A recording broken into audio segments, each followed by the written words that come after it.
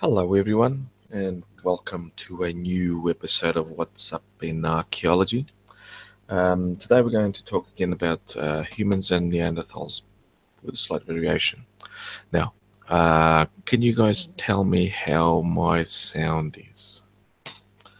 I'm trying out something new, and after I do my article, I want you guys to basically tell me how it is. If it's too echoey, if it's too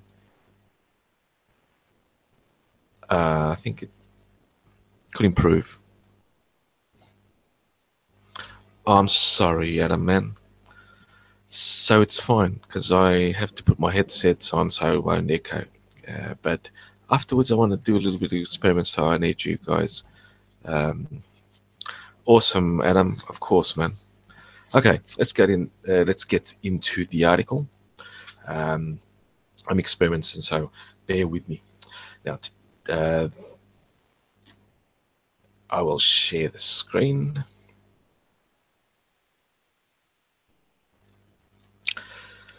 Basically, it's an international team led by the IPHES discovered some of the earliest cultural evidence of modern humans out of Africa. Now, where was it found? It was found in Iraq. Sorry, Iran. Um, what they found was it consists of stone tools dating up to 54,000 years. They were found in Kaldar Cave in Iran. The discovery has been recently published in scientific reports. It's in the description. I have the long version, the complete version, because there is a shorter one, but it's the full article, the full study is free. So be my guest to read it. It's quite interesting. It actually has the tools that they uncovered and so on. So the recent research of archaeological excavations in Kaldar Cave, Iran, conducted by an Iranian and Spanish team led by Beruz Bazgir and Andreu Ole, both from the IPHES, which is in Catalan the Institut Català de Paleoecologia Humana y Evolució Social, which basically translates to the Catalan Institute of Human Paleoecology and Social Evolution. So, yeah, just checking if how's the sound. The dating results of this archaeological site put Iran among the first birthplaces of modern humans. That, along with the Levantine hominin groups. Now, what are the Levantine hominin groups? Well, Levantine, the Levant, is basically Lebanon, Israel, Syria, and maybe Jordan. And we know from Carmel Cave in Israel, where we found contemporary, even older Homo sapiens sapien remains, plus very old Neanderthal remains. So that's these two sites are very important because that date, 54,000 years, is very significant. We're supposed to have left Africa about 65,000 years ago. So this puts Homo sapiens sapiens. I'm talking about Homo sapiens sapiens when I say us now. We left Africa was in the latest one of the migration exoduses around the 65,000 years mark, as witnessed by, as I said, the Mount Carmel excavations, etc. And not just there. There are other sites in the Levant, in what I just said, the Israel, Lebanon, Syria, maybe Jordan, and even in what is now modern day Turkey, which Anatolia. But so the dating results of this archaeological site put Iran among the first birthplaces of modern humans. Birthplaces is not the right term, but of course, well, this is from the actual site, and it's unfortunate they use this word birthplaces. Homo sapiens sapiens birthplace is in Africa, but we'll take that those individuals that they dug up, that was their birthplace, so we can assume that. From this time, managed to disperse from Western Asia into Europe. In this way, Kandar Cave strengthens Iran's position in the world of Paleolithic archaeology. Good for Iran. You can see a picture of some of the tools, the stone tools. They're blades, bladelets. These are the bigger ones are the blades. The smaller ones are the bladelets, and they are some retouched. That means that they have been reworked after maybe resharpening, etc. You can see the size, 3 centimeters. So now these tools, as the article says, the new excavated sequence in Kandar contain all the levels with Mousterian industry. Now, Mousterian is Neanderthal. We know absolutely for certain that whenever we find stone tools that are identified as Mousterian are lots of blades, similar to these, then the bifacial blades as well, denticulated blades. That means they have slightly, they look like little teeth, so they give them almost a serrated type cutting edge. And many of the blades are bifacial and retouched. So that's what Mousterian industry is, which is usually associated with Neanderthals, because there is a small doubt that maybe the first Homo sapiens sapiens, when they went into expanded out of Africa. I mean, this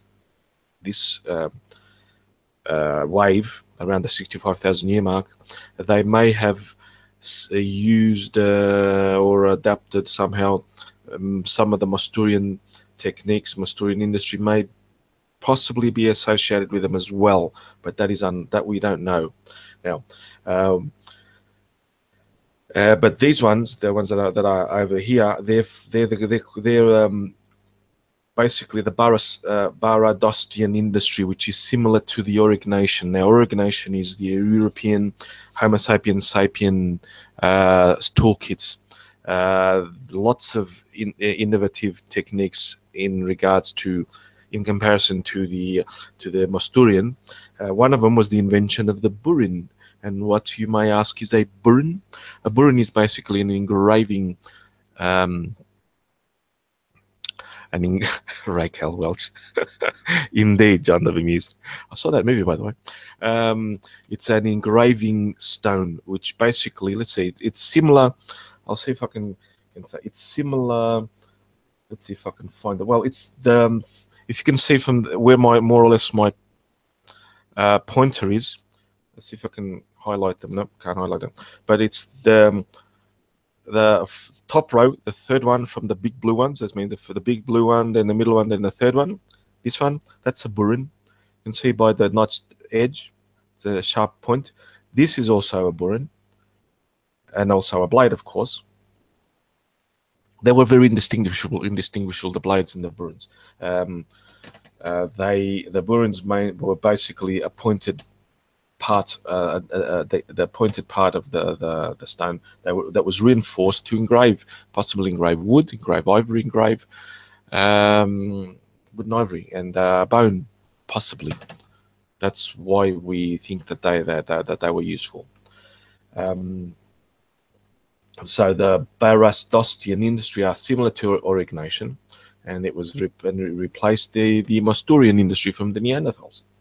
Now, these sites were found in the Zagros Mountains. The Zagros Mountains, man, they extend from Iran to Turkey, and they make this backbone. They're sort of a backbone of the Himalayas. I think they extend eastwards to the Himalayas, if I'm not mistaken. If my geography isn't rusty. Now, the Zagros Mountains are not only, as these sites, these excavations have proved quite a good unique representation of the Middle to Upper Paleolithic transition. But later on, it was part of the Fertile Crescent, the Neolithic, where agriculture arose.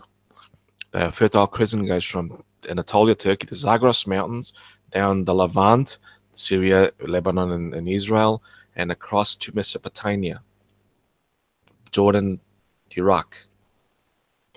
So that's quite this area that we're talking about is very, very significant, very, very important. And Kaldar Cave provides one of the oldest examples of modern human presence in this part of the world. At that age, of course it would, seeing how the geographical location is close to Africa, and but it is a bit far from Europe. So what the current understanding of the migration pattern is that the modern modern humans, Homo sapiens sapiens, around 65,000 years ago, we crossed into the Levant areas. We probably went up to the Zagros Mountains, Turkey, and then across to the east, and also north. And then only later, about the 45,000 year mark, 40,000 year mark, that we entered Europe. We don't know why. Until we find an old Homo sapiens sapien fossil in Europe, anywhere in Europe, could be in the Balkans, could be in Russia, could be this side of the Caucasus, much area of the Caucasus, but not too far north, because then it would be below a 2 mile or a 2 kilometer high wall of ice. So there's a small buffer zone that between the ice and some of the mountains that make up the European subcontinent. We don't know the corridors. We absolutely don't know the corridors yet. But because we're finding the older stuff in the Near East, Middle East, and some of the more new ones into Western Europe. So that's how we think that happened. But I've already talked about before that this is only just one of the migrations. There's been more than one, and I'll talk about that maybe this week sometimes, possibly Wednesday. I will see. I have something interesting anyway. So in Europe, you have the origination toolkit, but you also have the Perigordian, which is basically a refined Masturian, and for now it's been attributed to modern humans, us, but there's just small indication that may have been the Neanderthals interpreting origination toolkits, design, technology. This is my opinion, and it's not proven yet, and it has to be tested before anything. So if any archaeologist is listening, test it, please. If Perigordian is anyway linked to Neanderthals, it would be awesome. So I'm putting this down for the record. Now, so the Kaldar provides one of the oldest examples of modern human presence in this part of the world. It offers information of how these populations cope with Palearctic climate, where the Zagros Mountains is in regards to the glacier, the maximum glacier, the wall of ice. It's not close because it would be further north from this cave. I don't have any maps here, but come on, guys. If you want to do some research, you can do it. It's easy to Google Maps, put on the Zagros, and Zagros Mountains, easy to find. So I want you guys to also do a little bit of work. That's always how you learn. So the ice sheet in this part of the Eurasian continent would have been quite far north, but there would have been tundras similar to what, I think, maybe Canada, southern Siberia, or Siberia as it is now, except without the wall of ice. That would have been a barrier, but intermediate between the Zagros Mountains, and even Zagros Mountains would have experienced really, really cold and dry weather.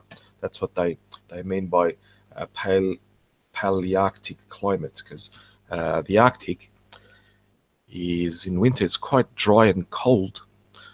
It's only in the spring and autumn, or spring autumn, that it becomes more humid, more moist,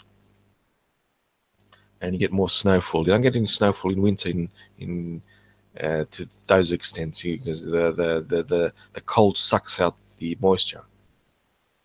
I might be bullshitting here. I don't know climate, but that's how I think I see it. So that is me. That's not how. I will get back to. I might. Someone correct me in the comments of the video if I've just absolutely bullshitted about about the Arctic climatic conditions. So that's not climatology is not my field. I'm an archaeologist. So. And then there's 19 international scientists collaborating with co-authors of the articles. The actual among them is the eminent specialist Eudald Carbonell from the IPHES and the Universitat Rovira i Virgil in Spain, Jan van der Meijde from the National Science Museums in Madrid. Well, it's basically Madrid Iranian cooperation, and you get to see the references here.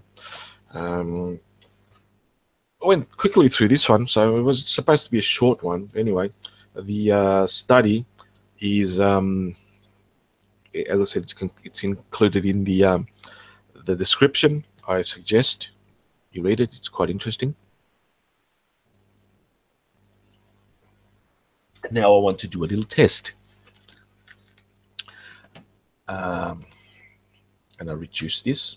I have this little video, something that I might do this week. It says, for Neanderthals, growing big brains took more time.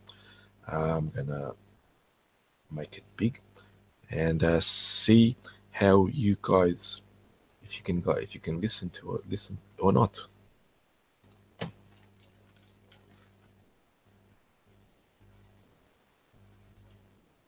see how you guys, if you can listen to it, listen or not.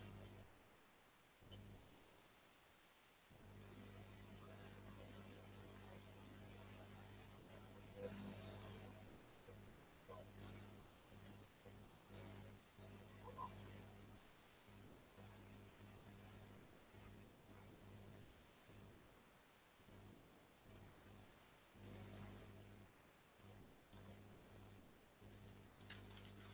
God damn it, the sound's not going through. Shit.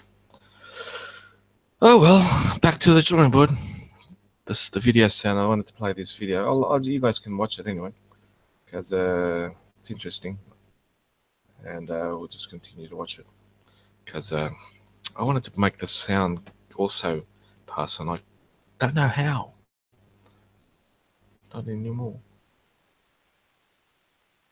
I can hear it in my headphones, but I can't hear it.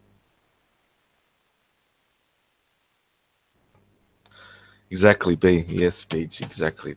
Total crap. God damn it. This is interesting. I won't talk too much about it. I will talk when I do the article, because I have the article, I have the study, and I found this little video. By then, I might fix my problem with not transmitting sound. So we shall see. This is a 49,000-year-old Neanderthal skeleton, so it's younger than the article, than what I talked about now in Iran, the Kaldar cave, where they had Homo sapiens sapiens at 54,000 years. So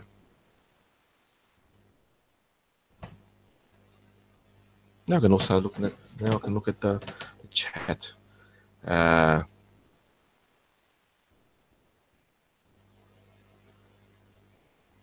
Going right through definitely smokes pots. Of course, man. Archaeologists has to always smoke. A little bit of spliff smoking is quite good for you. Makes you no, that's the wrong one. Makes you slide through the work. God, I can't do it now, man. I've turned off everything, so I have a biggest broadband, as much broadband as I could. So, and we finished the video. So we will also probably end it here. And this was a short one. I'll have some more sometime this week. I have a few more things to talk about this week, so it'll give me opportunity to test my other technology. And oh God, I hate that sound. It's echoing. I'm echoing in my own head with my headphones on and talking into the microphone, so I just took it off. So no, I'm gonna do it. I'm gonna check Twitter right as soon as I end this stream. Ian, it's gonna end now. So goodbye, people. See you next time.